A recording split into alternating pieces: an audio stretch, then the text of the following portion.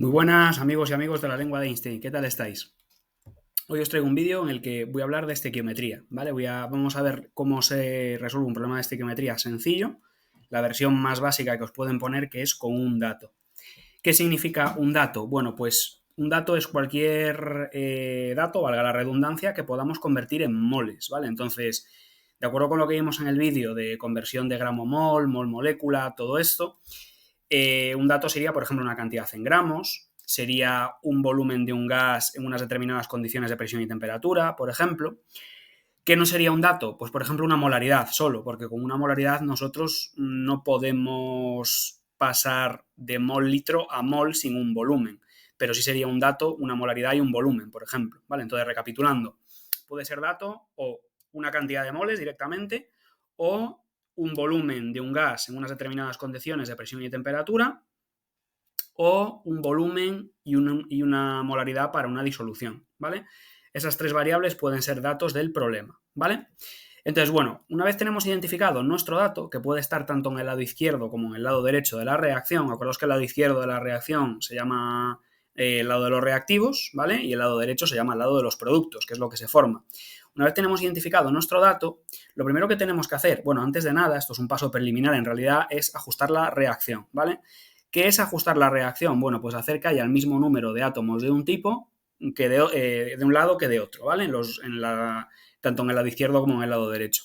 Y esto suele hacerse por tanteo, ¿vale? Es decir, solemos mirar que haya el mismo número de átomos del lado izquierdo que del lado derecho y no suele tener mucha complicación, salvo en un tipo concreto de reacciones, que son las reacciones redox, que comentaré más adelante, ¿vale? En futuros vídeos. Por ahora quedaos con que tiene que haber el mismo número de átomos de un lado que de otro, y eso se hace añadiendo aquí a los dos lados unos numeritos, que yo aquí he simbolizado como A, B, C, D minúsculas, ¿vale? Y pues es un paso muy importante que no debéis olvidar, ¿vale? El segundo paso sería convertir el dato a moles, ¿vale? Si el dato ya no está en moles, habría que convertirlo en moles. Y esto lo hacemos con todas las herramientas que tenemos que nos permiten dicha conversión y que hemos visto en un vídeo anterior, ¿vale? Del paso de gramo a mol, de volumen de un gas a moles, etcétera, de una molaridad a moles, etcétera, ¿vale? Hay un vídeo anterior que grabé con esto y es bastante fácil de realizar, ¿vale? El siguiente paso sería hacer un factor de conversión entre los coeficientes estequiométricos del dato y de la incógnita, es decir, de lo que tenemos y de lo que queremos calcular y de la cantidad de moles que tenemos del dato, ¿vale? De la siguiente forma. Si yo, por ejemplo, a mí me dan como dato, imaginaos, unos moles de A, o yo he calculado unos moles de A partir del dato, y quiero calcular los moles de C, lo que tengo que hacer es multiplicar los moles de A de ese dato por el coeficiente estequiométrico de C y dividirlo entre el coeficiente estequiométrico de A. Fijaos que mol de A y mol de A se me tacharían aquí, ¿vale? Y el resultado efectivamente me quedaría en moles de C, que al final es lo que voy buscando, ¿vale? Una vez tenemos los moles de la incógnita calculados, paso 4, lo siguiente que tenemos que hacer es reconvertir esos moles de la incógnita, que ya no es incógnita ahora, sino que ya es otro dato, tenemos que reconvertirlos hacia lo que nos pidan, que puede ser gramos, puede ser volumen de un gas, de nuevo, puede ser volumen de una disolución, etcétera. Y básicamente lo que haremos será utilizar las mismas fórmulas que en el paso 2, pero a la inversa, ¿vale? Por ejemplo, si me mandan reconvertir en gramos la incógnita, pues lo que tendré que hacer es, en vez de dividir por la masa molar, tendré que multiplicar los moles que me han quedado en el paso 3 por la masa molar de la incógnita, importante, ¿vale? Entonces, bueno, básicamente es aplicar las mismas fórmulas que en el paso 2, pero yendo al revés, ¿vale? Y bueno, en principio ya estaría acabado el problema. Os he añadido aquí un último paso que le podríamos llamar extra, que es optativo, para comprobar que hemos hecho bien el problema, que es calcular las masas de todos los reactivos y productos y ver si se verifica la conocida ley de Lavoisier. La ley de Lavoisier dice que si sumamos las masas en el lado izquierdo de los reactivos, tiene que ser igual a la suma de las masas en el lado derecho o productos, ¿vale? Entonces, bueno, esto es un esquema general para resolver cualquier problema de estequiometría de las versiones sencillas, que solo tienen un dato, es decir, que no hay reactivo limitante.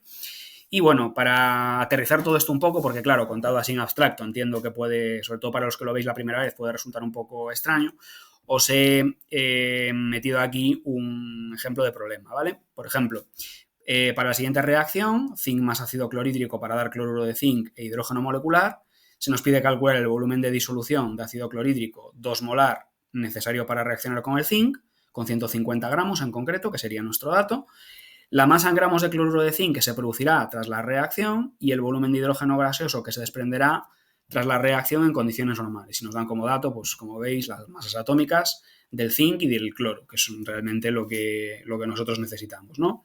Entonces, bueno, vamos a replicar un poco los pasos que os he contado. Lo primero sería escribir la reacción, si no nos la diera ajustada, y ajustarla, ¿vale? Pero como veis aquí, lo único que hay que hacer es ponerle un 2 al HCl, porque así conseguimos ya que haya 2 átomos de hidrógeno tanto en el lado izquierdo como el derecho y 2 átomos de cloro tanto en el lado izquierdo como en el derecho. Y de zinc hay uno, fijaos, de zinc hay un átomo de cada tipo, entonces, bueno, pues tenemos ya ajustada nuestra reacción. A mí me gusta escribir aquí abajo los datos, como veis, ¿vale? O sea, me gusta que estén aquí los datos para tenerlos a mano. Y este sería lo que hemos llamado el primer paso. Ahora, el segundo paso sería convertir los gramos de mi dato, en este caso del zinc, en moles. Para ello, lo que hago es dividir los gramos entre la masa molar del zinc, que es 65,4. Fijaos que lo hago con un factor de conversión, ¿vale? Aquí pongo que un mol de zinc equivale a 65,4 gramos de zinc. Lo pongo en el denominador para que gramo de zinc y gramo de zinc se me cancelen, ¿vale? Y me quedaría que el resultado es 2,3, que serían moles de zinc. Es decir, que 150 gramos de zinc equivale a 2,3 moles de zinc, que esto ya es algo que vimos en un vídeo anterior, ¿vale? Paso 3, ¿qué tengo que hacer ahora? Trasladar los moles de mi dato a moles de la incógnita, que es lo que quiero calcular. Para ello aplicamos el paso 3. En el paso 3 decíamos que había que multiplicar los moles de mi dato, es decir, 2,3 moles de zinc en este caso, por un factor de conversión que incluyera los coeficientes estequiométricos correspondientes a las sustancias que intervienen. El dato siempre abajo y la incógnita siempre arriba. ¿Vale? Fijaos que aquí he puesto un mol de zinc porque aquí en el ajuste hay un 1, pues lo he puesto aquí en azul, y arriba he puesto 2 moles de HCl porque aquí hay 2 moles de HCl arriba. Entonces, por cada mol de zinc se requieren 2 moles de HCl. Por tanto, los moles de HCl que se requieren para reaccionar con 2,3 moles de zinc serán 2,3 por 2, que es 4,6 moles de HCl, como os he puesto aquí. Una vez calculados los moles de HCl, ya es relativamente sencillo calcular el volumen de HCl. ¿Por qué? Porque tenemos la molaridad de la disolución y sabemos que molaridad es igual a moles entre volumen, o lo que es lo mismo, volumen es igual a moles entre molaridad. Por tanto, el volumen de HCl será los 4,6 moles de HCl entre la molaridad, que es 2 mol por litro. Y el resultado, que en este caso vuelve a ser 2,3, quedaría en litros, ¿vale? 2,3 litros de HCl. Ese es el volumen de disolución de HCl que necesitaríamos para reaccionar con el zinc, ¿vale? Siguiente apartado, me pedían, recordad, la masa en gramos de cloruro de zinc que se produce tras la reacción. Bueno, los pasos 1 y 2, por supuesto, yo los he vuelto a escribir aquí, pero los podéis reciclar, no los tenéis que volver a hacer. Es decir, la reacción ya está ajustada y el ajuste es el mismo, y los moles de zinc de partida también son los mismos, por tanto no hay que hacer nada más.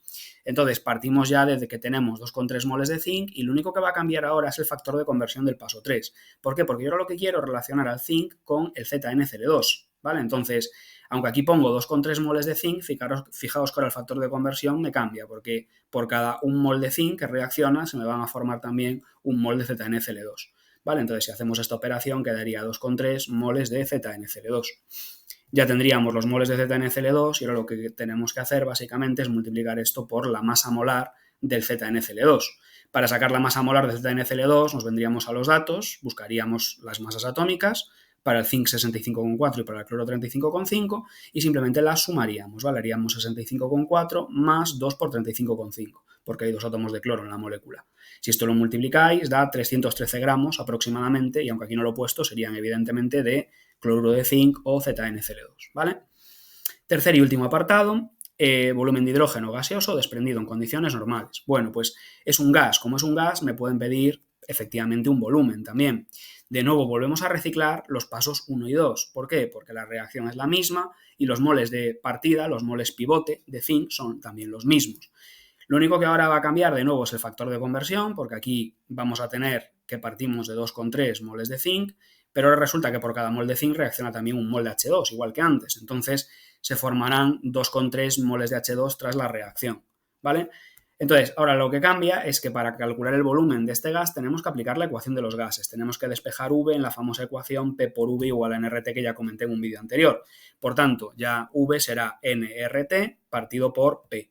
Como me están diciendo que lo calculo en condiciones normales, eso ya sabéis que significa que la presión es una atmósfera y el volumen es, y la temperatura son 273 Kelvin o 0 grados centígrados. Bueno, pues si metemos los datos, 2,3 por 0,082, que es la constante, la R, que también os la darán en los problemas, ¿vale? Por 273, si lo dividimos entre la presión, que es 1, nos da 51,3 litros, ¿vale?